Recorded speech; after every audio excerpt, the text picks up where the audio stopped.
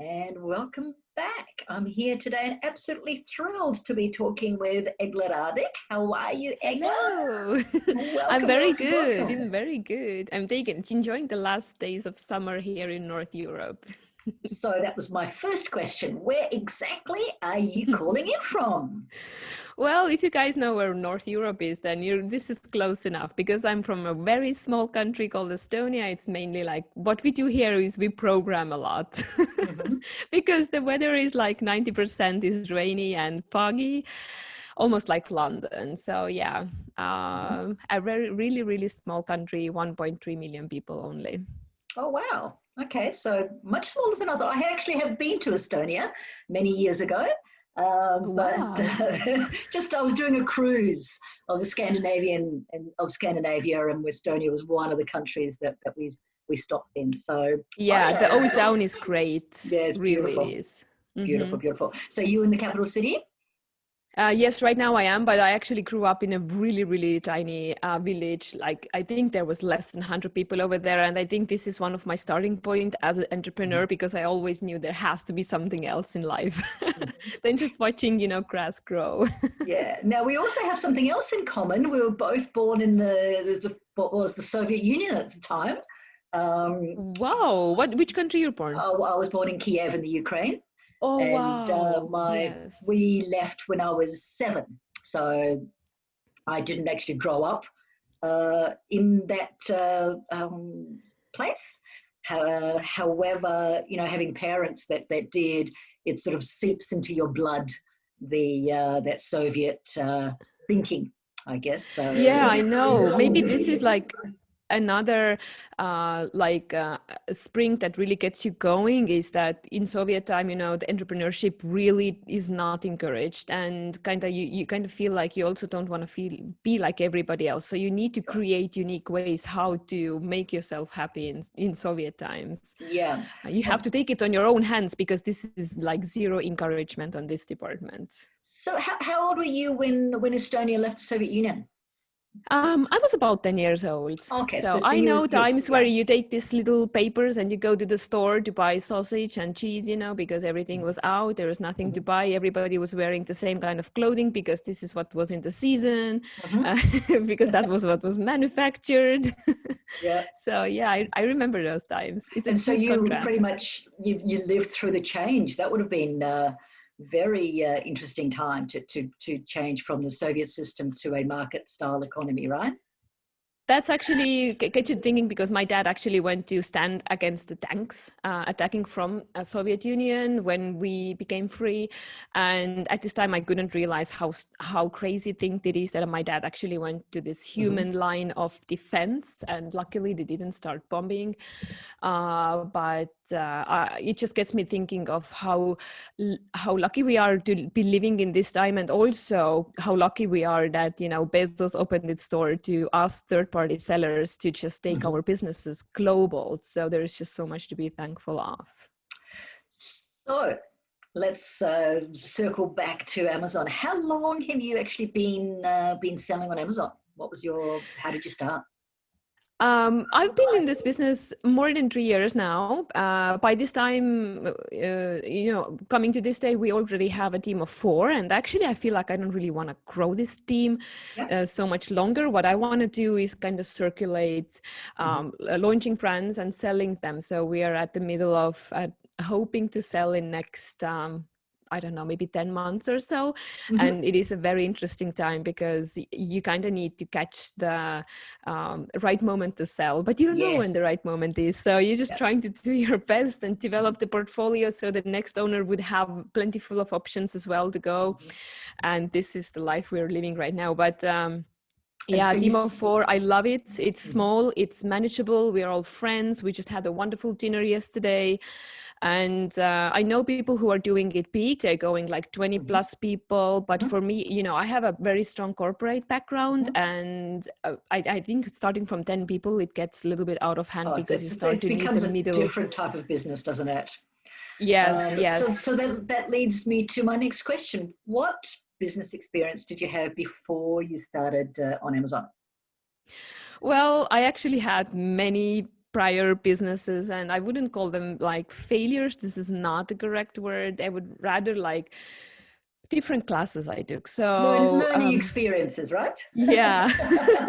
So I took a class of Life Mm-hmm. University, how to do Mm-hmm. kids furniture, how to do vending machines, how to be a digital marketer, how to have interior design business, and also to do some merch. So all of those kind of, I felt like I don't want to take those any further because Mm-hmm. this or that way, you know, some kind of constraints came haunting me. Either it was like I have to set up like a real production because we couldn't do that by hand anymore, or Mm-hmm. like with digital marketing or interior architecture company, I felt like I will always be the bottleneck because everybody wants to, you know, run the ideas through the manager. So I just, as much as I love those businesses, I just Mm-hmm. knew that I cannot be the bottleneck. I don't want to be the bottleneck. So I had to teach those business ideas before Mm-hmm. I found Amazon. Okay. And so you're saying, so it's about 3 years or so ago when you first saw the opportunity. Uh, why did you decide to take the plunge with Amazon? What was going on in your life at the time that you felt that this was the right time for you? Well, I was actually living in Asia at this time. Okay. Yes, and I met this assistant woman, and she was selling like all sorts of candy in Amazon. I was just thinking, oh my god, how crazy is that? Like, she Wow. is an assistant, and she's selling candy in Amazon, and she's Mm-hmm. doing like multiple thousands on which each SKU for me. At this time, it just felt like enormous amount of money, Mm-hmm. and she was just selling somebody else's Right. So candy. she was So wholesaling, right? She was wholesaling, not doing private label. Yeah. she was doing both. Okay. Mm-hmm. And you know, then I was thinking, okay, how hard can it be? Because she's like an assistant, and you know, Right. I'm like this. I've been doing Yeah. managerial roles and marketing, and I'm all Mm-hmm. this puffed up. Yeah. And then I'm just thinking, oh yes, I love it. It's complicated. Just give it to me. I love puzzles. Puzzles is my life. Mm-hmm. And when I jumped in, I was just thinking, oh my God, what an assistant that was, because Amazon is complicated. It's crazy. It just drives me nuts. I was just learning 4 months alongside just trying to find products and, you know, just get something on the market. So that was a heck of an assistant doing that, I would say. Mm-hmm. A really, really brave woman. She was actually a woman that inspired me to go to Amazon. But I love Amazon, and I kept, you know, my vows with Amazon just because it always expands. It always gives me more opportunities to learn, and that has always been a problem in my corporate Mm-hmm. era, that, you know, I only keep a job for like maybe a year because it just gets boring. But you know, this never happens with Amazon. It's true. There's always something. So did you do a training course, or did you just, figure things out your own way? How did you learn? How did you start? There were a few courses available at this time. I did some of them. I found some amazing mentors, and I also took a course that set me back about $20,000 just Oh, because wow. I made some mistakes Mm-hmm. following this advice. But you know, Mm-hmm.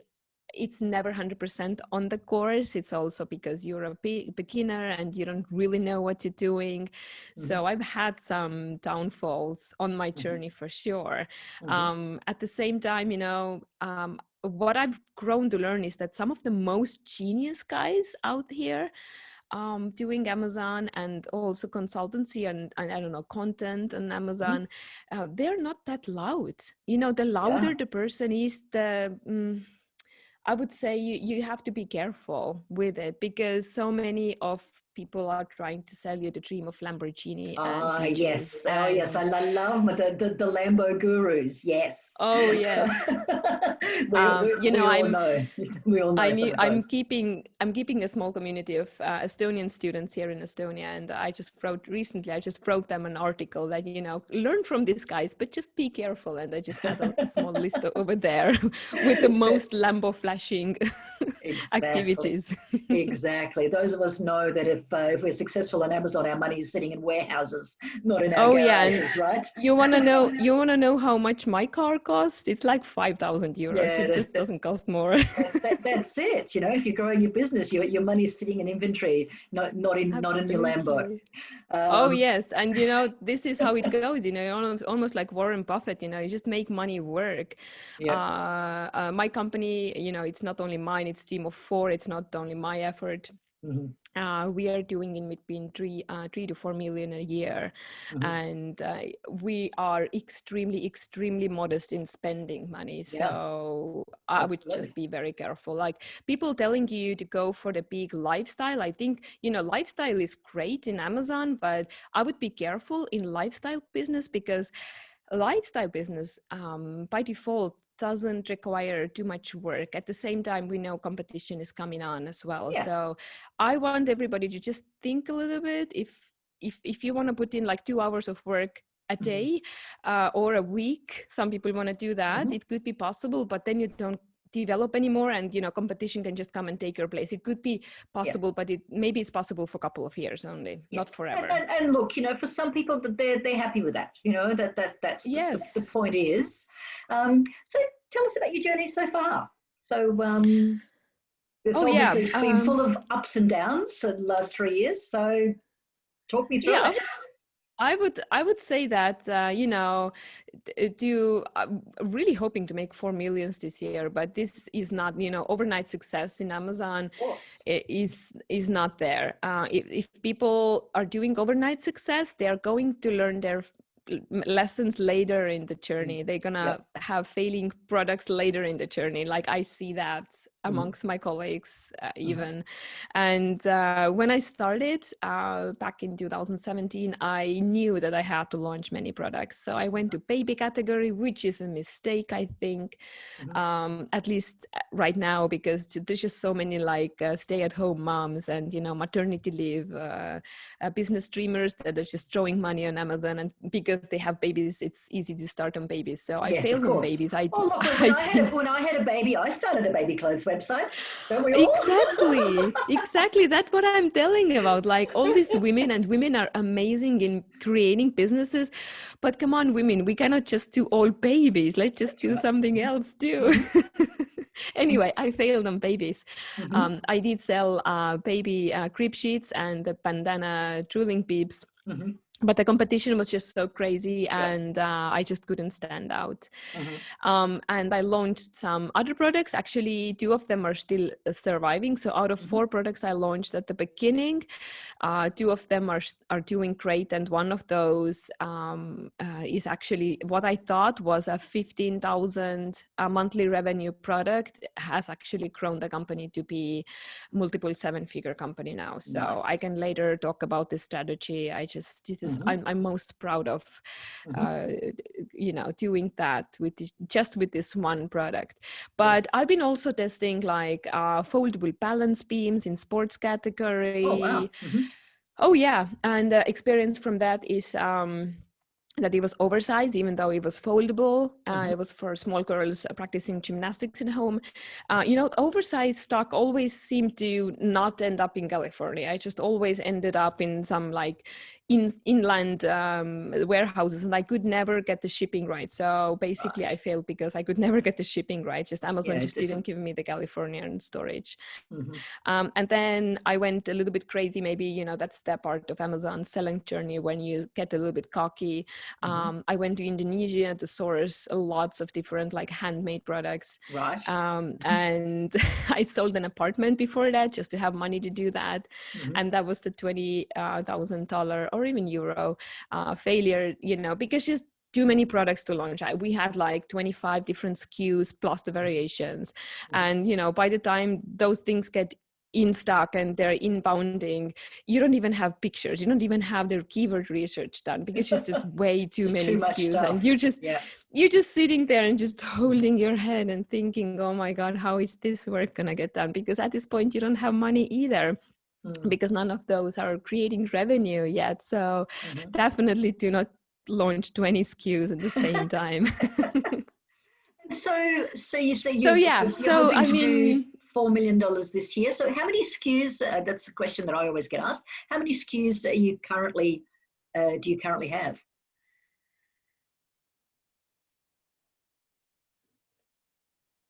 Hello. well, we have about 4 or 5 main parents plus all the variations. So it's about 15 SKUs at this point. But we keep launching a couple of new products. Even if we're hoping to exit, we're still launching new products just for the new owner to have something to grow as well.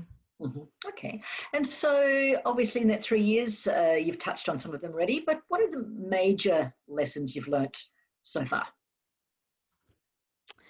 Well, maybe, because this is Women on Amazon show, I would firstly say for women that women, come on, think about your mental bandwidth. This is something that my brother talked me through about it. Women just need to take care of their mental bandwidth. We have kids coming after us. We have all the house chores. We have all the, the calls we need to return. We have all the errands to run. And what I've learned throughout my journey is that a clean house has never created a business. A messy house creates a business. I'm hearing you on that one, sister. Why do you think And I have a funny digital background on my Skype here, on my Zoom call? And that is a very smart thing. We should do that all. The funny thing is that, the way women relieve stress is when we had a busy day, we coming home, we want to have everything beautiful and, clean and set up so we can just sit down and relax. And we don't realize that making the house clean and relaxable just takes us, I don't know, 3 hours, and we need to feed the kids in the same time and also attend the husband and do all those things. And by the time we're finished, we don't care about if the house is clean. We just so tired we go to bed, and we don't really allow ourselves enough time to have downtime. And here I'd like to notice how your husbands are working. They come home and their mind is like telling them, okay, sit down, do nothing, read newspaper, watch TV, or just hang around. We have to adopt this mindset. Really, we have to. And this is a conscious effort to do that. Because biologically, we just kind of, if we are stressed out, we just take it out. And social programming as well is one of the other. Yes. Is one of the other things. Is as women, we're programmed in a certain way to think. And I'm with you. I very much reject that. So, I think the biggest takeaway is really, if a woman wants to create a business, is a mental bandwidth. We have to protect our mental bandwidth. And also maybe a takeaway is that if you want to create a business, and I'm talking about myself, I was one of those people who was a conference junkie, a book junkie, a coaching junkie. I was just consuming all those things. And I never really took a step because I was thinking, I'm just having these babies and I'm building this house and I'm doing this corporate career, ladder climbing activities, and I just don't have time to do all this. At the same time, I want to do this, and the clock is ticking, and I'm getting older, and I see my friends doing this and that, and failing and not failing. And the thing is that the first test of an entrepreneur is not to get discouraged when you don't have resources. Entrepreneur needs to create resources. We need to create resources. And the first test is to create resources where there's no resources. You don't have money, you don't have time, you don't have knowledge.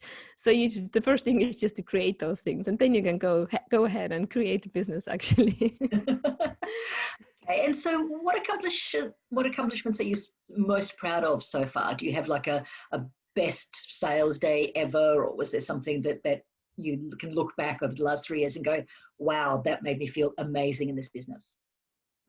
Well, what I'm most proud of is the approach we took. I saw so many of my colleagues going in on Amazon at the early days. They're just launching so many products. I knew I had to launch many products. Yeah, everybody knows that, until you find your winning products. But they kept launching different products in different niches. And then they ended up with a portfolio of 10 SKUs, and one being like, I don't know, a cooking oil, and then like a shoe cleaner, and then a carpet, I don't know, Velcro that keeps it on the floor. And you just have a mess going around. What we did is, actually, when we found a winning product, it was this 15,000 monthly revenue product. It was actually nothing.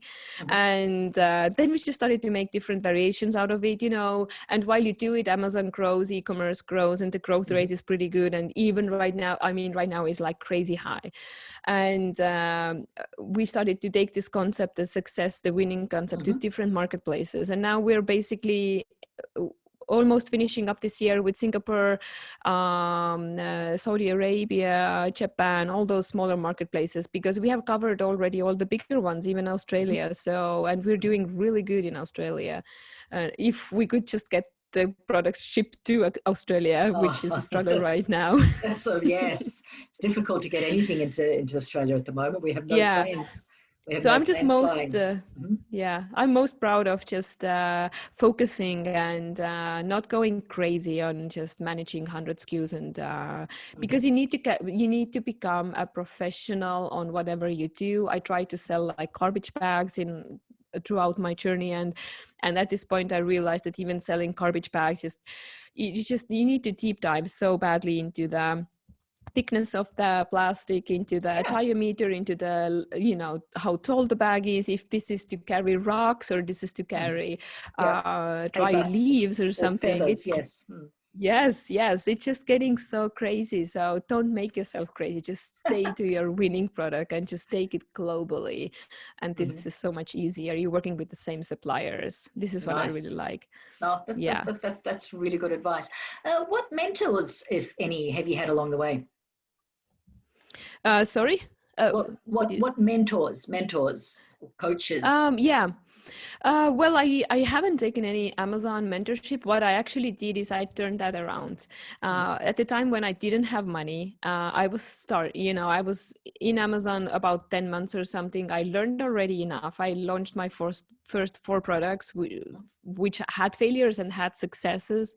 I already got some knowledge. So I started to teach people myself for free, because I realized that when I teach something to somebody, I just learn so much faster. Because if I say the words out, I kind of notice how new ideas spark into my head. And I was kind of mentoring other people, and I was just thinking of myself, oh my God, like, that's a smart idea. I should do that. Like, why haven't I done that in my own business? But this only is possible when you have a discussion, when the ideas are out there. So, oh my God, my mic just dropped. That's okay. I can still hear you. It's all good. Yeah. So I turned that table around just to learn faster. But what I've learned is that the most genius guys are not the loudest. Find the ones which are not too loud, but you know, they're just like amazing people. Like, one person I really, really highly admire is Traian Turcu from Romania. Yes. Yeah, Traian, and he's amazing. He's excellent. Yes. He's amazing. And he's not like, you know, he's never with a Lamborghini. No. Yeah, no. So there's so many different tools out there at the moment. So what tools do you currently use that you find really useful in your business? Yeah, I think we tend to use, as Amazon sellers, pretty much the same tools like Helium 10 and stuff. So, I mean, this is like a hygiene thing. What I've discovered for myself is definitely when you have a team, even if you just have a one VA, you know, you definitely want to have a project management system. We have it in Asana, and we have it like drawn out on a timeline. So it's really easy to see who is doing what and how long they predict that is going to take. So you can actually plan your listing creations and video ads creations, because you see that, you know, the marketing person, she's just so busy, she just cannot do it this week. She can do it in 3 weeks. So this is enormous help. But something that I've created for myself, which I haven't found from anywhere, is that, you know, as an Amazon entrepreneur, some failures happen when you don't have a big picture in front of your eyes. And I just went to canva.com and I just created a background desktop planner, which has a yearly plan from one quarter to another quarter, broken down to months. And then the last piece is a week. So I would just know. I would just know what's going on in my business and where do I want to go. And then I can goal setting tool. Yeah, I kind of feel like whoever doesn't have that yet, like a yearly plan or something broken down at least to quarters, that should be a must. Otherwise you just because everything just takes so much time. Like, if you want to launch 6 products in a coming year, like, how are you going to do this? Is it going to be 1 product a month, or, you know, 2 products a month, or, you know, what is your tempo about it? And this just helps to get clarity, and clarity is super important in a messy world of e-commerce. Okay, so coming to launching and ranking, this is sort of one of those the key pillars of our business. Is you can't just necessarily find a product, stick it on Amazon, and then cross your fingers and hopes that it sells. I've always followed advice where you really got to launch your product the same as you would a proper business. So what do you currently do that you find works for launching and ranking your products? Well, because our portfolio is really coherent, we are using a lot of piggybacking launch techniques. Yep. We have this one listing that is doing extremely well, and all the variations we bring to the market, they are pretty much the same thing, the same function, just a little bit different design or color or accessories or something. So we are trying to piggyback those, like adding those as childs to the parent, just to get the extra visibility. But we don't keep those children there forever, because what we eventually want to create is the dominance of the first page with our listings. And we have found that when you separate children from parents, when the children have grown up, that means that the velocity is high enough to be separately on the first page. We just let them go. We just kick them out the house. So this is what we do, and this is very simple, and it has working really greatly for us. And another thing is that if you're kind of thinking that which smaller marketplace you want to go to, it is definitely easier to go to a marketplace where Amazon is already selling your product, because the listing is already there. Some kind of basic indexing and ranking is already there. We have this experience. If I compare Holland and Australia, in Australia, we were sold by Amazon already like a year with like extremely high price. And in Holland, we did not have any listings because this is a new marketplace. So basically, you are comparing instant success because you're already visible. That means Australia to like about 90 days of kind of stagnant situation that even you cannot even start campaigns. They don't go on. You put the money there, and the campaign doesn't even start because the indexing is not finished and stuff like that. So it could take up to 90 days in a completely new marketplace. So I would just suggest, if you have a choice, take the listings that are already created by Amazon, and it's easier. So just to clarify the strategy here. So if you've got a product that's selling, let's say in America, and what Amazon, and we've discussed this on the podcast before with other, in fact, with Amazon Australia. So Amazon Australia will sell it here from the US listing as an international listing. And so your strategy is to then take over that listing and send product into FBA here in Australia, correct?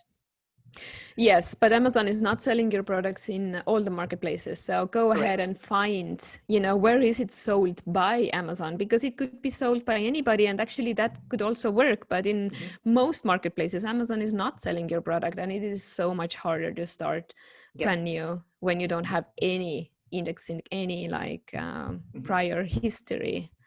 And it is just super easy when you do have that. Yeah, and I love that, and in fact, it's something that I've also done and forgotten that I've done it. So thank you for reminding me. Is launching a new product as children, and then that gives them visibility and reviews, and then spinning them off in their own individual listings. Instead, I used to do this when we used to have shared reviews. But they don't have shared reviews. But again, if it's a variation, then it's likely to get the visibility if it's a variation of a good selling product. So that's an excellent strategy.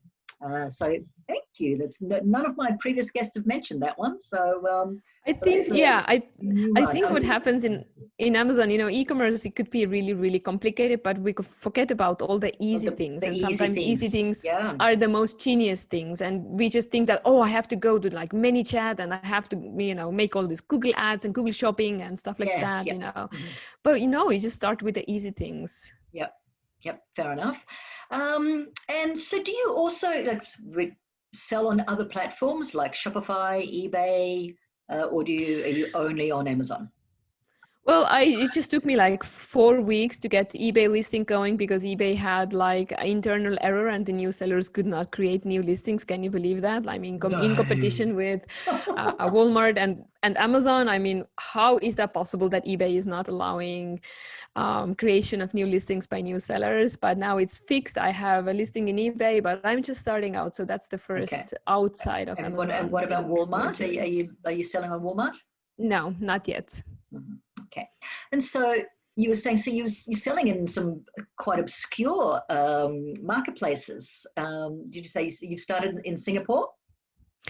Going to Singapore, Saudi Arabia. Saudi Arabia was like super funny to register. You have to register VAT over there, but you have to kind of copy all the English information also to Arabic language, Fabric. but you have no idea about these letters, and this comes from right to left as well. So So like all your you need to name. have somebody do that for you, right? You really need a native Well, speaker. Yeah. no, I was just like Googling how can I transcribe the English names to Arabic letters, and I just kind of hope that everything is okay. I don't know, like if Okay. eventually it comes out like my company is named like a chicken farm incorporated, maybe it is, but Well, at least I we'll tried. see. Okay. Well, report back and see how it goes. Is Saudi Arabia Yeah. launched, or is it going to launch? It's going to launch. It should be pretty interesting. But you can do that when you have an American company. You cannot do it with a European company. Right. So you I must don't know have if you a can do US. that. Yeah, I don't know if you can do that with Australian companies. So it has I some don't know. pre-requirements. Yeah. Hmm. I don't know. Might need to get an accountant to talk about that. So, how has your life changed since you started this business? Well, I think the classical journey of entrepreneurship is like you want to take some stresses out of your life and you jump in and you create more stresses. No time, Hmm. increasing body weight because you're sitting down like Hmm. 14 hours a day and stuff like that. So you're getting yourself in a really bad situation. But yeah, eventually I just wanted to get some money situation sorted out and take some stress off the table. But actually, what I realize right now is that entrepreneurship is a huge platform for self-development and growth Hmm. that I just enjoy. And whatever comes to my way, like right now, our biggest European marketplace, Germany, is suspended because we went over the threshold of 100,000 euros per year too fast, and we couldn't Oh, wow. register the VAT fast enough. And Hmm. this was generating so much revenue for us, like almost half of the European revenue. Mm. Whatever life brings your way, I just take this, okay, how can I learn from this? What is that if I solve this and my competition is not solving this, and they just think, okay, I'm just going to sell in UK and France and Spain, Hmm. um, I am going to take all the chips from the table because they just think it's too hard. It's just actually you just need to learn and just take time and just breathe in and breathe out and just jump into creating listings in Arabic. I don't know, like you do whatever you have to do. So, what do you think is your superpower? Yeah, my superpower definitely is that every problem is an opportunity. This must be a superpower because that really enables you to create Amazon business easily. And easily is a tricky word because Amazon business is not easy. It is a business like anything else. It's super competitive, but I really don't see a reason why anybody should fail or could fail if they're willing to just learn from any bucket they step into, and they just keep going and they learn. You cannot make the same mistakes 2 or 3 times or 4 times. You're going to stop doing those mistakes and then you're going to start succeeding. You are going to find a product that is going to hit the home run, and you are going to find a supplier who is actually going to be able to keep the terms. And but the mindset really that every problem is an opportunity, that what makes Amazon business creation easy. Otherwise, I don't, Amazon is not for weak in mind, but this mindset makes it possible to have this business Yeah. also as a fun thing to do. Hmm. And so, what's next for you in the business? Well, I should be like, my team is expecting me right now to figure out the next brand that we're going to launch after exiting this, the current one. So they're looking at me every day with like huge eyes and just asking me what it's gonna be, what it's gonna be. So I'm just looking at the ceiling and thinking what it's gonna be. I don't know what it's gonna be. So do you have your brand currently on the market? Soon, very soon. Mhm. Yeah, we are actually using a consultancy company just to look over the financials. And what one thing that I want to maybe suggest to other business owners out there is that it could be a good idea to go through an exit, the first exit with the consultancy company next to you at first time. Because if you're going to keep turning the wheels and repeating the same thing, then you already know from the day one what you need to do right. And then it is so much easier and faster to turn this wheel of profits. So why not to just take, this is almost like acquiring a master's degree because it is a lot of work and learning as well, but it just enables faster growth for the future. So why not to do that? You're not leaving like money on the table. Like even if I spend like over $100,000 for this consultancy for a year, you know, they are going to help me to increase the multiple for the exit and the exit price way more than that. Okay. And so if you had just one piece of advice for somebody who's starting out, what would that be?